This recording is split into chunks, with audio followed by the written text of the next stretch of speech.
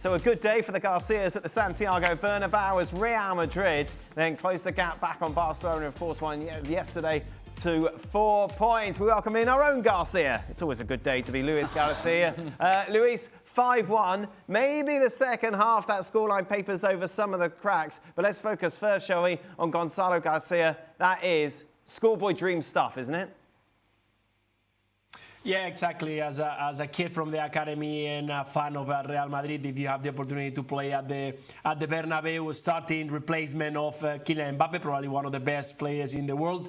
Those are big shoes to fill in, and I think today was amazing. A fantastic job scoring 3 goals, but not only that, giving the opportunity to other players to get involved into the game, running and working for the team, giving that balance that is needed in this Real Madrid side to try to help the team overall to make a fantastic performance. I think that has been one of the best games of this Real Madrid, and we have to give a lot of credit to this young talent, 21 years old from the academy, because we saw what he was capable of during the Club World Cup, but we haven't seen him so much during this season. 2026 might be totally different for him. Talk about taking your chance. Yeah, and it's hard not to cheer for a guy like that after you see the interview, and you can see in his face and you can feel the excitement of what it means to him. And we must be very honest about this when we talk about Real Madrid.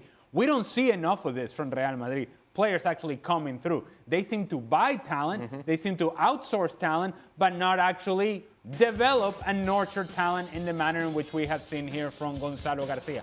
As it pertains to him taking advantage of his opportunity, when there was the announcement of Kylian Mbappe being out for 3 weeks, it's like, oh no, where's the offense gonna come from? And it is a fair question to ask because nobody else was producing at a high level and at a consistent level as Kylian Mbappe was for what we have seen the whole season. And so, yeah, the opportunity is on Gonzalo Garcia. He took it as an opportunity. Others may have thought this was a burden. Others may have thought this was pressure. And he took it on. And I mean, he took it head on. To be able to do this and under normal circumstances would be great. But when you have Kylian Mbappe sitting on the stands, and given the pressure that is currently on Xabi Alonso and Real Madrid, that every single performance and every single game is evaluated, analyzed, broken down, almost to the point to where it's like, at 3-1 today, there were boos going on at Santiago Bernabeu. They were winning 3-1, and there were boos at Santiago Bernabeu. That's how much pressure there is on this team. So when you think of the importance of Gonzalo Garcia's performance, the productivity, the goals, the result, the performance, all of it together, it's actually elevating in terms of that importance because they needed the 3 goals today. They needed his goals, and he was able to produce. Yeah, they needed them. As Ali rightly says, there's this fragility to Real Madrid that we saw in the second half, 3-1 up, and yet the pressure is still on that defence. It's still on Courtois to pull off these saves. Yeah, I think we sit here every weekend and say the same thing. Courtois has again made saves that make the difference.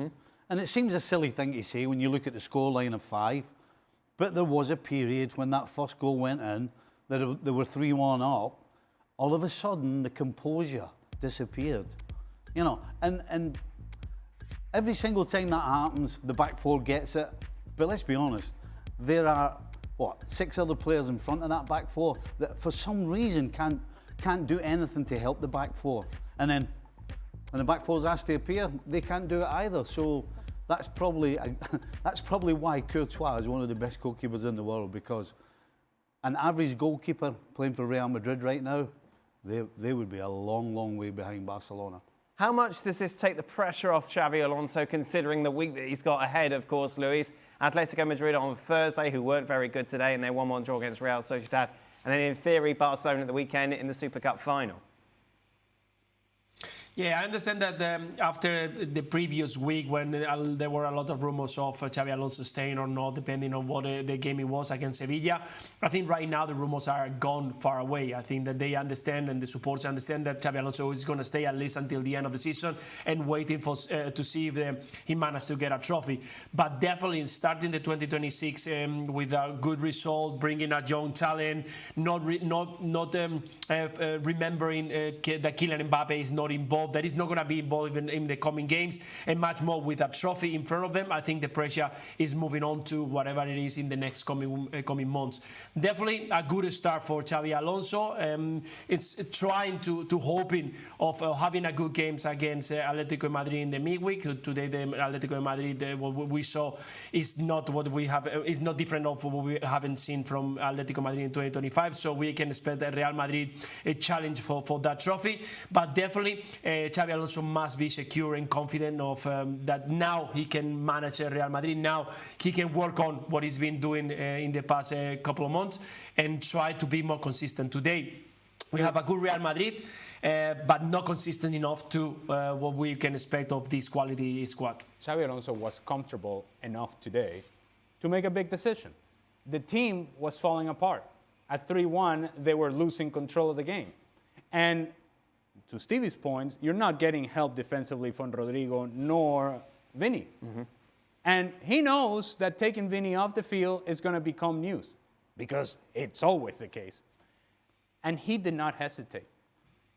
They needed something different. They needed more balance. He brought in Arda Güler and Mastantuono.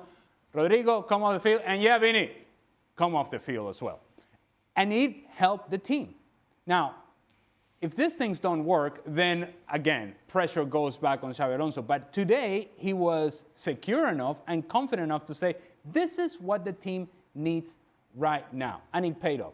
5-1, I think, flatters Real Madrid. 5-1 wasn't quite a true reflection of the game. But what we can say is that for the first 60 minutes, Real Madrid were as good as they have been this whole season. And that was based on energy, intensity, and work rate. When this team works, and this is something that Gonzalo Garcia helps with, when this team works and works well together, they can beat anybody.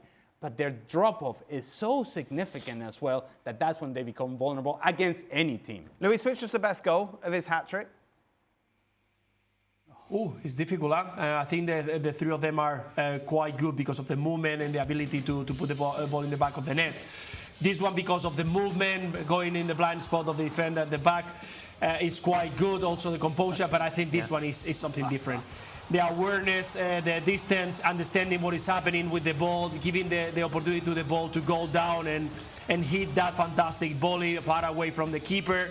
I think is top class, that one. This one is, of course, once again, the movement and the ability of finding the right space at the right time. But definitely in the second one, that volley from outside the box is a top. I mean, if you can... I know that everyone can see Kylian Mbappe doing that. So because he's a kid and he's 21 years old, doesn't take away any credit. I think it's a fantastic, fantastic goal. Yeah. Do you know when you hear us talking about composure? Yes.